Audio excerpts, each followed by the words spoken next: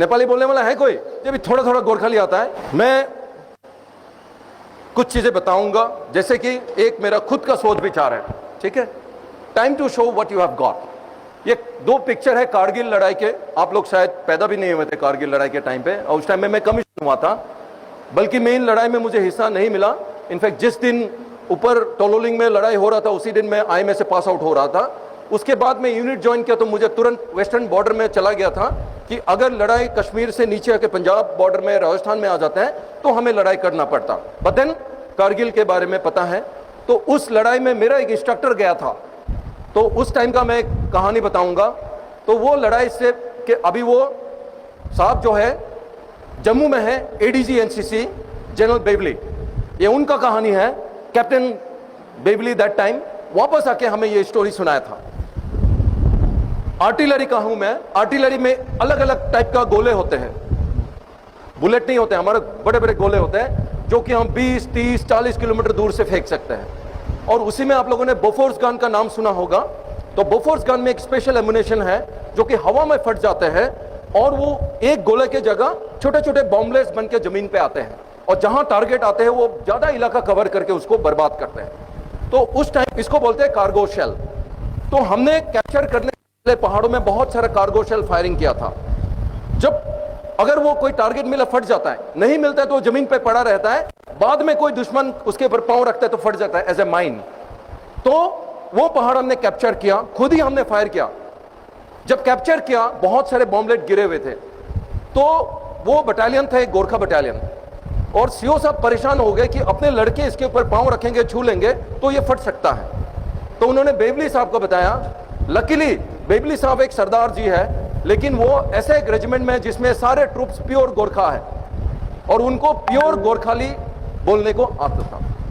तो साहब ने उन पहाड़ों में, जैसे हवा अभी चल रहा है कुछ सुनाई नहीं दे रहा है, वही पहाड़ के नीचे अपने पूरे बटालियन को इकट्ठे करके समझाया गोरखाली में।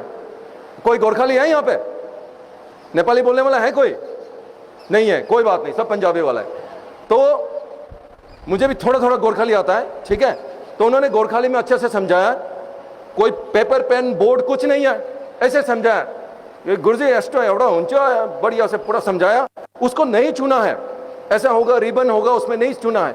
और गोरखा सोल्जर आपको पता है वो सावधान में खड़ा है, जी हुजूर, जी हुजूर, जी हुजूर बोल रहे। आधा घंटा हो गया, साहब को समझ में आया नहीं। तो फाइनली उसने सामने वाला गोरखा को पूछा, अरे गोरखे तिमले बनने का ना? तो उसने दोनों हाथ में अपना जेब डाला, तीन यहां से निकाला, तीन यहां से निकाला। साहब तो इसके बारे में बनने चौके, तो आप इसके बारे में बोल रहे हो क्या? वो अपने जेब में 6 बॉम्बलेट लेके घूम रहा था। तो सामने बोला फेंक फेंक फेंक, उसको फेंका, उसके बाद फेंका।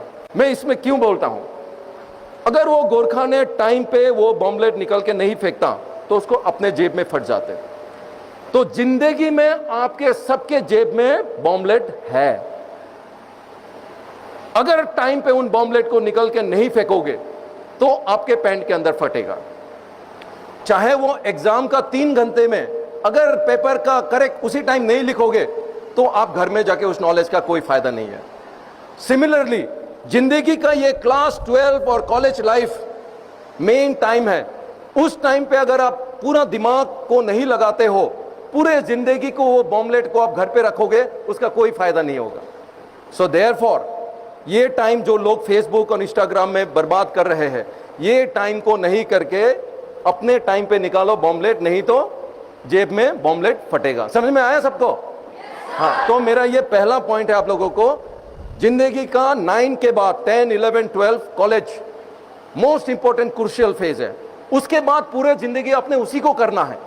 अगर वो IPS ऑफिसर के बारे में सोचो, उन्होंने गलत डिसीजन ले लिया, अभी पूरा जिंदगी वो ऐसे उसको खींच पीस करके IPS, बिकॉज पुलिस जॉब अलग है, IAS जॉब अलग है, ठीक है। That is one. दूसरा मैं बताना चाहता हूं कि आप लोग सभी ना कुछ कर रखे हो। आप लोगों का गूगल फॉर्म से मैंने देखा है, कुछ लोग बिल्कुल क्लियर है, मुझे डॉक्टर बनना है, मुझे बिजनेस करना है, मुझे ये करना है। लेकिन 38% लोग हैं जो पक्का नहीं है मुझे करना क्या है जिंदगी में, ठीक है।